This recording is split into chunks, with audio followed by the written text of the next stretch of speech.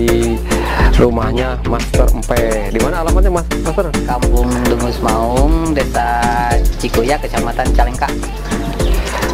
Master Empe ini salah satu trainer lah yang boleh dikatakan dikenal dengan hasil karyanya di bonsai anting putri. Saya mau tanya-tanya ke Master Empe tentang anting putri lah.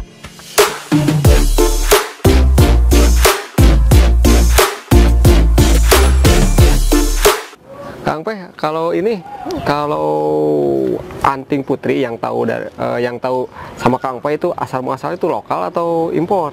Ya, kalau anting putri sih terkenalnya di kita kan ada istilahnya di Indonesia juga, jadi ya lebih identik ke lokal sih. Meskipun ada sebagian anting putri kan kayak di Thailand, di Vietnam gitu, di Malaysia. Jadi mungkin hanya perbedaan jenisnya aja lah, karakter.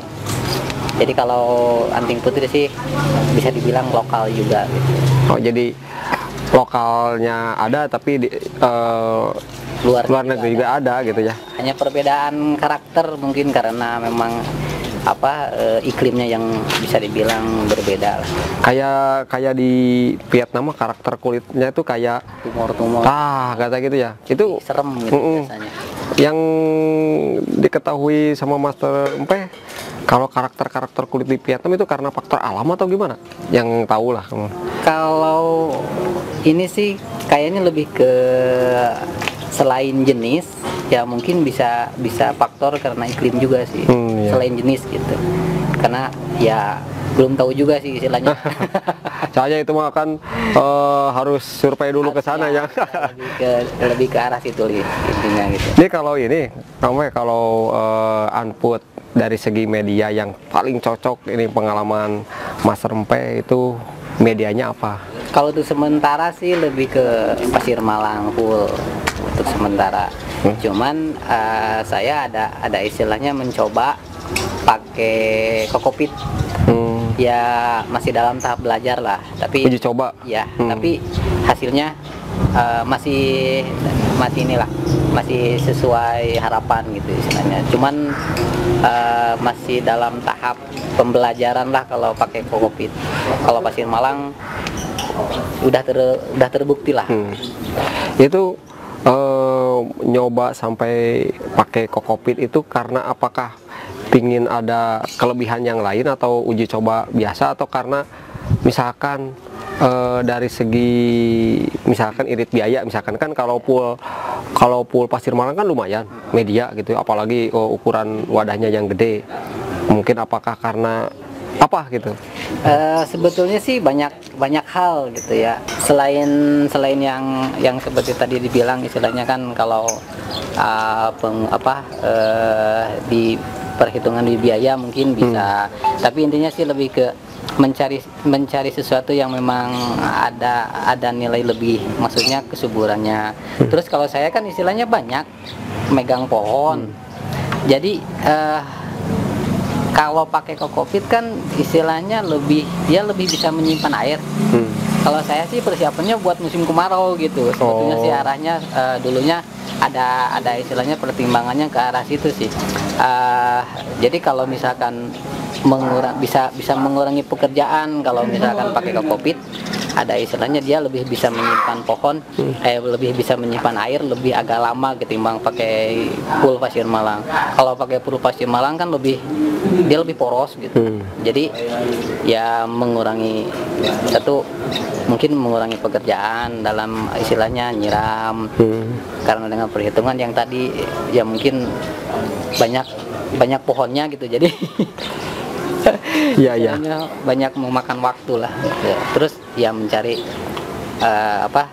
kesuburan gitu istilahnya gitu. Kalau kokopit itu kan serabut kelapa gitu kan ditumbuk. Enggak sih, memang udah tersedia. Udah ada. Udah tersedia. Gitu istilahnya udah dalam keadaan lembut lah.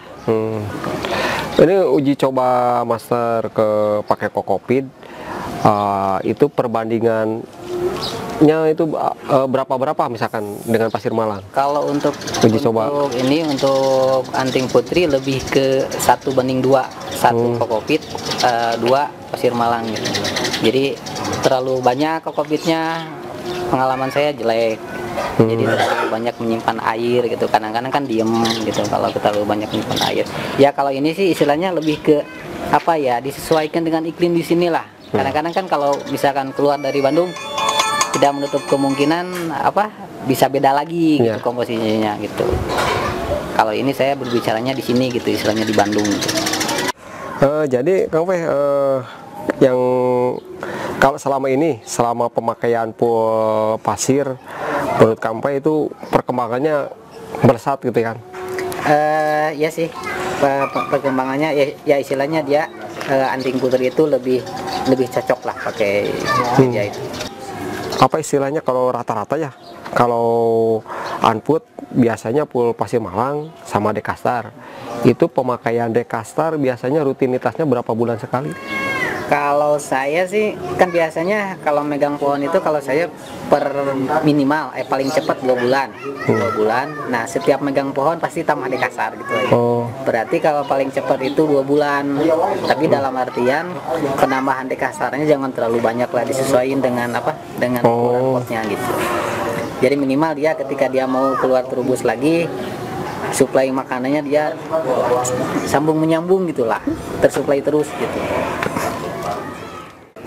Master, kalau ada nih ya, suka ada istilah korban dekastar atau keracunan dekastar sampai buru kayak gitu, itu yang Master ketahui itu akibat apa? Mungkin panas atau gimana? Ya bisa dibilang. Terus mungkin dosis dekastarnya yang memang berlebihan. Terus kondisi pohonnya yang memang karena bisa dibilang kurang fit lah istilahnya gitu. Jadi kita harus ya mungkin harus tahu dulu sih, harus peka dulu terhadap kondisi pohon gitu, harus lihat kondisi pohon. Terus selama pohon masih bagus, pertumbuhannya dalam artian masih maksimal, ya penambahan dekastar ya bisa dibilang perlu nggak perlu lah. Jadi kalau misalkan ini pohonnya masih dalam tahap bagus atau dalam tahap misalkan kurang sehat misalkan, berarti jangan dulu pakai dekastar kalau lihat posisi kayak gitu. Ya bisa juga sih sebetulnya, dalam artian kalau pohon lagi sakit dikasih dekastar belum tentu dia istilahnya nerima gitu dekastarnya gitu istilahnya. Jadi harus tahu juga sih kondisi pohon, harus lihat gitulah istilahnya.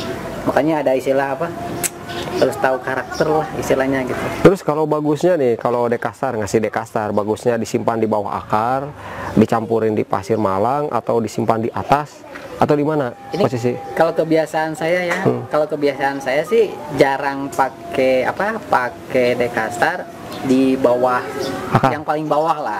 Minimal dia di tengah media gitu. Media dikasih media lagi sedikit, baru pohonnya dikasih. Nah, mungkin nanti di permukaannya di atas mungkin 5 sentian lah. Bisa dikatakan jangan lebih bagusnya jangan akar langsung dekastar, misalkan ada pasirnya dulu. Pasirnya dikit lah kalau kebiasaan saya sih. Kadang-kadang kan kalau orang lain ada yang kayak gitu, istilahnya beda-beda lah. Setiap orang pasti punya cara lain. Cuman untuk keamanan aja ya, misalkan kalau nggak tahu nanti ini efeknya panas atau enggak ya.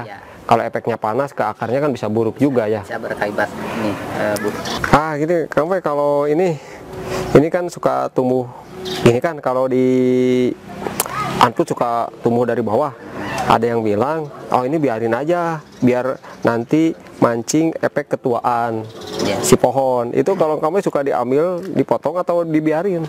Tergantung posisinya sih. Kalau memang posisinya bisa dijadiin kesan tua, ya dipakai. Kalau sekiranya tidak bisa, ya dibuang. Kalaupun ini ditumbuhin, misalkan untuk ngerangsang ketuaan, pasti berpengaruh juga ke atas ya? Enggak? Tergantung ininya sih, terubusnya. Jadi kalau memang terubusnya dominan, ya mungkin mengganggu. Kalau misalkan kayak gini ya enggak lah, enggak terlalu mengganggu gitu. Cuman kalau berbicara bisa jadi kesan tua, kalau menurut saya sih harus tahu letaknya terubusnya gitu. Kalau misalkan kayak gini kan kayak ini nih, dia kan seolah-olah kabur. Nah kalau ini bisa. Oh ya. Kayak Ya. sini sekitaran sini kan bisa gitu. Kalau ngakalin kesan tua itu bisa kayak gini atau kadang-kadang suka ada yang dipakai luka gitu? Banyak cara sih. Sebetulnya tergantung ya kembali lagi yang seperti saya bilang tadi, jadi setiap orang pasti punya cara yang berbeda. Ya ini kalau Master Empe biasanya kalau ngakalin Ya kalau nggak pakai pahat ya paling pakai tuner. oh tuner. Bikin sela-sela gitulah, bikin luka gitu. Cuman kalau gitu pasti nanti apa istilahnya nunggu prosesnya, penyembuhannya kan Pasti butuh waktu. apalagi kalau ekstrim. Ya, kalau ekstrim. Kadang-kadang suka ada lihat dari atas sampai bawah gitu kan, ekstrim. Ya mungkin yang lebih tepat mah yang ya mungkin yang kayak gini, terus yang ini dibiarin dulu, tapi jangan terlalu dominan lah. Asal istilahnya asal dia narik, potong, jadi nantinya apa kayak tumor gitulah. Kalau Master Empe kalau misalkan milih bahan misalkan atau lihat bahan itu paling awal lihatnya di mana posisinya, pondasi atau gimana? Selain kalau pondasi udah pastilah itu kan berhubungannya dengan gerak dasar ya. Basic lah. Selain basic ya mungkin karakter kesan tua. Oh. Jadi mungkin dua hal itulah. Kalau akarnya, misalkan pernah akarnya gak muter, misalkan, itu bisa diakalin nggak? Bisa lah. Diakalinya gimana? Ya mungkin dengan ditempel. Ditempel, oh. Kalau anting sih lebih apa ya? Bukan lebih mudah sih, banyak cara lah. Oh. Kalau anting. Terus kalau Kang Pe katanya nih ya, kalau si pohon yang datang misalkan dibentuk sama Kang Pe, kebanyakan sih di nol total atau gimana, tergantung ini. Nol total dalam arti wah tangannya jebret dinolin gitu. Ya nggak juga sih weh. Jadi maksudnya tergantung bahan yang datang. Kalau misalkan memang keluar dari konsepan saya ya mungkin dirombak total. Kalau misalkan udah ini udah pas nih ya mungkin diterusin. Kalau ngerombak total, kalau ukuran mame semua mungkin nggak banyak perhitungan mungkin ya. Tapi kalau ukuran kayak gini kan pasti pikir-pikir. Kalau tangan gini misalnya sampai di nol kan mikir-mikir. Enggak bos, jadi maksudnya gini. Ini kan kayak ini kayak punya pakaian menjahit. Ini kan pohon pun udah jadi. Oh. Belinya kan udah 20 juta. Jadi untuk ngenolin pohon ini perlu 3 pertemuan bahasnya. Oh. Soalnya bahannya udah modal lumayan. Udah lumayan, kondisi pohonnya udah jadi. Terus sebelum kita ngulang lagi pohon kan kita harus bertanya dulu. Ya bertanya dulu ke si pemilik, terus istilahnya ngejelasin dulu lah. Ketika pohon ini dirubah, perubahannya ini bakal bagus apa bakal gimana gitu. Kalau istilahnya kalau kita ngerubah pohon jadi itu kan perhitungannya kita harus mateng. Ya pada akhirnya dirubah. Misalnya nih yang punyanya, misalnya ketika waktu mau ini menurut Master Empe ini konsep saya mungkin dirobah. Itu digambar atau cuma diterangin aja, dikasih gambar gitu? Lebih diterangin. Kalau digambar jujur saya nggak bisa. Bukti aja ya? Nggak bisa sama sekali kalau gambar. Oh diterangin? Iya diterangin sih, cuman istilahnya butuh waktu lah, sampai 3 kali mungkin pertemuan ngebahas pohon ini. Jadi sampai si pemilik pohon benar-benar ngerti gitu arah pohonnya nanti. Tapi rata-rata ngizinin kan? Ya, alhamdulillah. Makanya kalau ke Kang Empe, kalau misalkan mau di ini jangan beli yang terlalu mahal-mahal tinggi amat ya. Takutnya nanti dinolin lagi. Ya kembali ke selera sih bos istilahnya gitu. Kalau yang kalau berbicara bonsai itu kan lebih ke selera gitu. Tapi kalau anput emang nggak tahu peminat, nggak tahu kebanyakan, nggak tahu karena bahan, gaya-gayanya itu lebih enak gaya natural misalkan. Identiknya kalau saya lihat emang enak gaya natural, jarang yang gaya aneh-aneh.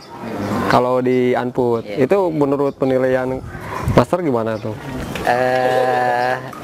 Ya ini sih lah, kalau masalah gaya mah mungkin saya tidak terlalu banyak tidak terlalu banyak berkomentar, maksudnya berbicaranya sih masalahnya selera sih pada akhirnya gitu. Kalau selera kan sudah istilahnya sudah tidak bisa dipaksain gitu lah. Kita harus ikutlah gaya gini, nggak bisa gitu istilahnya. Tapi emang rata-rata mungkin dari faktor bahannya juga udah emang cocoknya gaya natural mungkinnya. Ya. Tapi emang saya lihat untuk sekarang saya lihat emang peminat untuk semua di gaya-gaya natural, tapi bukan di Anput aja. Ya.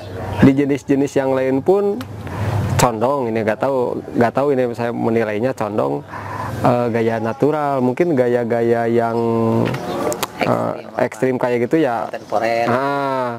Orangnya kan misalnya orang-orang tertentu lah. Iya. Kebanyakan ini pas kebetulannya kayak gitu. Ya emang ini sih. Jadi kalau istilahnya kalau kita udah keluar dari kebiasaan lah istilahnya gitu ya. Kalau kontemporer kan di luar dari kebiasaan gitu. Harus. Jadi apa ya? Kalau bikin kontemporer kan harus benar-benar istimewa gitu istilahnya. Kalau masih biasa ya bukan kontemporer lah istilahnya. Jadi kalau kita mau benar-benar mendalami kontemporer mah ya harus jago dulu lah. Tadi Master juga udah jago tuh. Enggak. Kalau saya kan belum berani main kontemporer karena istilahnya yang natural aja lah. Istilahnya kan kalau saya mah ya bukan saya sih, selama main bonsai mah ya istilahnya belajar terus lah gitu. Jadi makanya nggak berani sih main kontemporer karena memang belum bisa gitu istilahnya. Biasanya ini kalau yang dirawat di Kang Peh ini apa istilah yang dititip rawat dari nol, itu apa nunggu tuntas atau nunggu nggak bentuk gitu?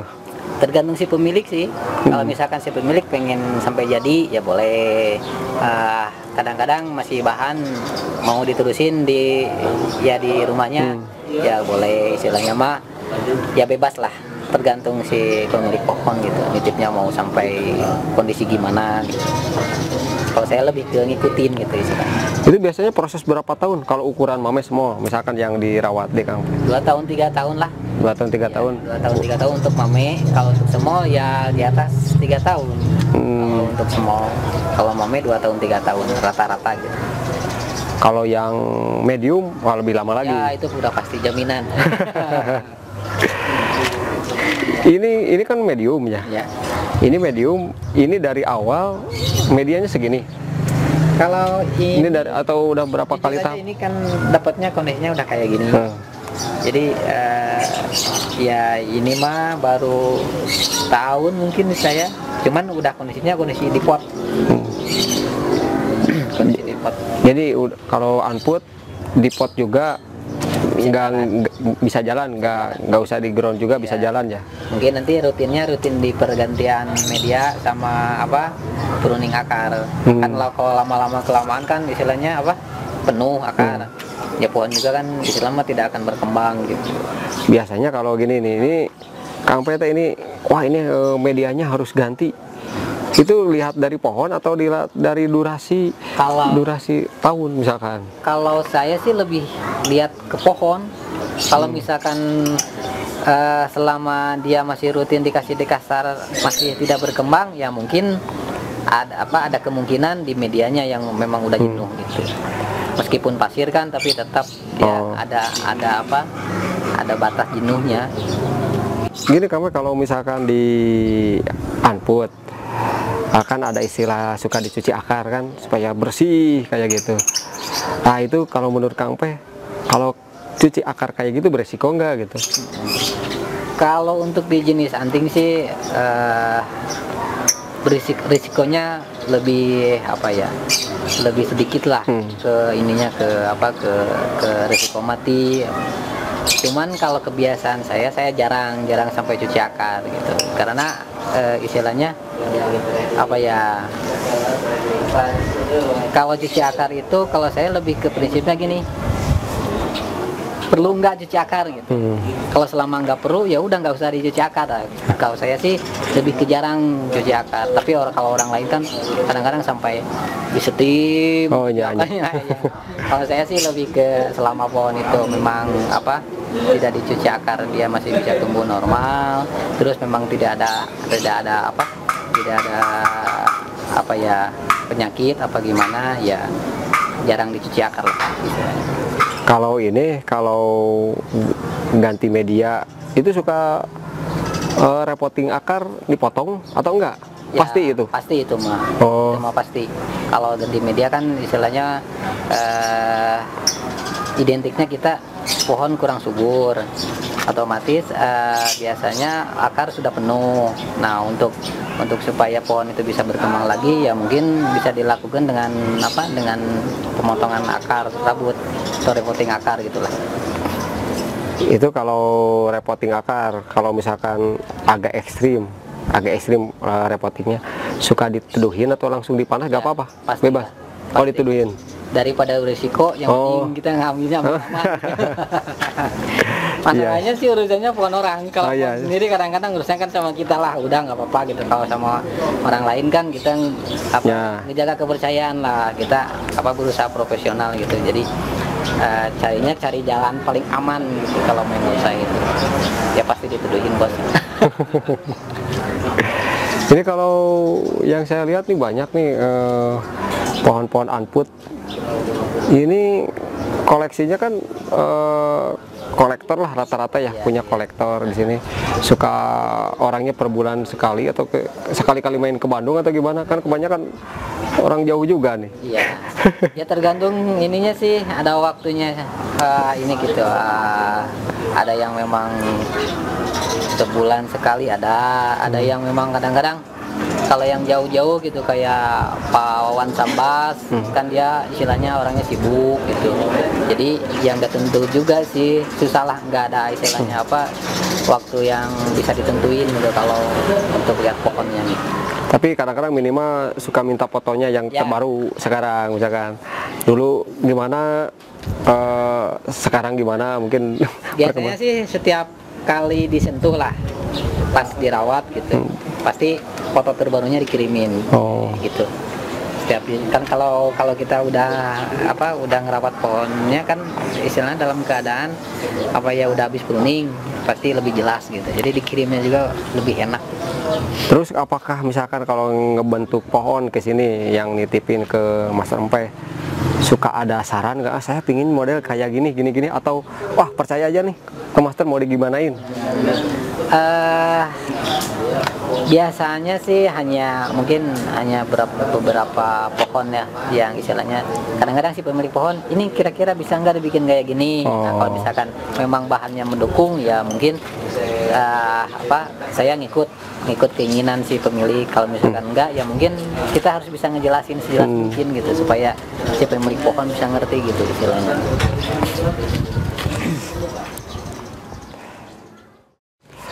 Ini Kang Weh, ini saya mau tanya-tanya tentang perantingan ya. Ini kan saya lihat biasanya kan yang jelas kiri kanan gitu kan. Kalau enaknya biasanya kalau ngebentuk kan zigzag, kiri kanan, kiri yang agak bawah, kanan agak. Kalau Kang Weh berpatokan ke sana atau gimana posisi bahan? Kalau saya sih lebih ke lihat bahannya itu sendiri. Kalau misalkan kita dalam bikin sebuah gaya gitu, lebih ke lihat keinginan pohonnya gitu. Kalau misalkan dia memungkinkan untuk bikin tangan-tangannya posisinya zigzag ya dibikin zigzag. Kalau misalkan sejajar ya sejajar. Jadi istilahnya tergantung bahannya lah. Terus kalau misalkan ini kan kalau ukuran mame, ada mame kan kecil, itu perantingannya membutuhkan kekep jarak atau gimana kan? Kalau yang kecil kan kalau misalkan ngebuat tangan-tangan kan nggak bisa banyak juga ya biasanya. Enggak juga sih. Enggak juga. Sebetulnya enggak juga. Susah sih ngejelasinnya gitu. Jadi prosesnya sih sebenarnya sama dengan pohon yang bikin pohon-pohon yang gede gitu. cuman tahapannya aja yang memang kita istilahnya kan kalau pohon gede kan kita luasa, kalau pohon mame kan kita terbatas. Jadi harus pintar-pintar nyari terubus gitu, terubusnya yang memang apa luas-luasnya jangan terlalu panjang. Kalau di mame itu kalau panjang ya otomatis bakal jarang. Kalau ruas-ruas terubusnya pendek-pendek, dia akan semakin banyak terubus. Jadi kita enak milihnya gitu buat nentuin tangan-tangan. Jadi kalau ruasnya pendek mah bisa ini juga, bisa padat juga gitu nanti percabangannya. Jadi istilahnya bisa aja yang mame juga terapannya kayak yang ukuran medium gitu kan? Ya bisa sekali sih. Cuman kalau ngebentuknya mungkin yang pengalaman Mas Empeh itu ngebentuk lebih susah yang gede, lebih susah yang kecil. Yang mame kayak gitu. Sama aja. Sama aja sih. Soalnya gini kan, kadang-kadang kan ini ke tangan juga gak masuk nih ngawatinnya kan, gitu kan yang terlalu kecil. Itu istilahnya kembali lagi sih. Jadi maksudnya kan ya kalau saya kan istilahnya memang ditunjang, tangannya kan kecil jadi lebih leluasa masuk gitu. Kalau enak sih enak main pohon gede, kita lebih leluasa gitu. Cuman kalau pohon kecil kan istilahnya kita lebih ke kurang leluasa gitulah. Terus kalau anput biasanya kalau ditampilin rata-rata ya rata-rata suka digundulin kan, jarang pakai daun. Padahal kalau anput itu daun bisa kecil juga nggak, bisa maksimal kecil kalau yang jenis kayak biasa gini. Kalau anting sih lebih ke kalau dibikin untuk kayak mame, small, kayaknya sih kalau menurut saya kurang serasi. Kecuali kalau untuk ukuran kalau M, misalkan medium, tapi dia harus punya postur batang yang memang gede. Kalau lebih ke M sama L ya mungkin anting bisa lah main tampil pakai daun gitu. Kalau dari ini, Kang Pe, kalau dari segi mahkota, mahkota kan gaya Kang Pe biasanya condong gimana? Misalkan ada yang tengah kan, ada yang kepala di depan. Ya. Itu kan kayak bonsai di luar negeri apa? Kayak ada yang ini agak merunduk gitu kan, mahkota merunduk. Biasanya Kang Pe ngambilnya biasanya bebas, gaya gimana? Kalau saya sih lebih ke biasalah bebas gitu istilahnya, tergantung lihat kayak pohonnya gitu. Kalau misalkan pohonnya memang agak pohonnya kayak formal aja, mungkin dia lebih ketegak lah istilahnya gitu. Apalagi kan sebetulnya kalau untuk menentukan mahkota suka lihatnya dari pinggir gitu. Lihat dari pinggir gitu ya, mungkin penentuan mahkota itu minimal masih berada dalam ukuran sejajar gitu dengan perakaran gitu. Kalau saya sih kebiasaannya kayak gitu. Kalau Kang Pe itu boleh dikatakan ya spesialis anput ya. Itu emang dikenalnya ada hasil karyanya gitu kan. Misalkan itu mendalami anput itu Kang Pe itu otodidak atau misalkan emang karena tahu dari yang lain atau pengalaman sendiri? Sebetulnya sih kalau saya lebih ke saya gitu. Banyak cara sih selain memang kita mempelajari secara langsung. Yang paling harus dia manfaatin itu ketika kita memang ada peluang untuk ketemu sama senior ya, mungkin kita harus memanfaatkan senior kita untuk bertanya gitu ya, istilahnya dari mereka lah kita dapat ilmu gitu istilahnya. Kalau Kang Pe pernah bilang kalau misalkan kadang-kadang pasir itu ada pasir Purbalingga ya. Itu bedanya dengan pasir Malang di mana? Apakah sama aja? Pengalaman. Jujur aja, saya pakai pasir Purbalingga. Purbalingga. Oh. Karena apa?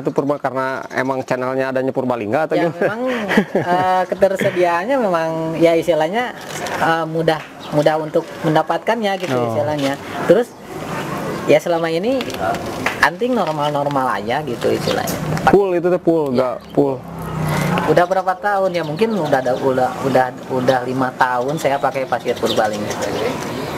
Karena kalau pakai pasir Malang bukan sulit sih, jarang apa ya, dapatnya suka yang ini, yang kasar-kasar lah gitu. Jadi kalau anting kan dikasih yang kasar-kasar kurang mau gitu dianya. Dia pengen yang agak lembut-lembut lah gitu.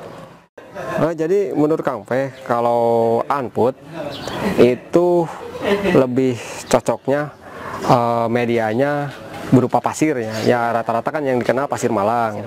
Tapi Kang Pe memakai juga Pasir Purbalingga karena sama gitu kan. Teksturnya sama. Terus dekastar. Ya. Nah, mungkin dari segi media rata-rata sama. Cuman Kang Pe mau uji coba pakai kokopit. Ya. Nah, tapi belum ada hasil yang udah ini baru coba ya. Belum ada Udah lama sih. Kebetulan sekarang udah mulai pakai kokopit semuanya. Oh. Cuman kalau pakai pasir Malang lebih awal gitu, lebih awal. Jadi istilahnya kalau berani, kalau saya bilang lebih pakai pasir Malang cocok karena saya belajar dari awal pakai pasir Malang.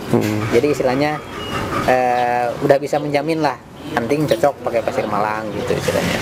Nah kalau sekarang tambahin pakai kokopit ya bagus. Ya mudah-mudahan bincang-bincang saya dengan salah satu trainer mungkin salah satu trainer terbaik lah menurut saya bisa menambah wawasan buat teman-teman sehobi, khususnya saya pribadi, tentang anput, tentang anting putri. Ya segitu liputannya. Assalamualaikum warahmatullahi wabarakatuh.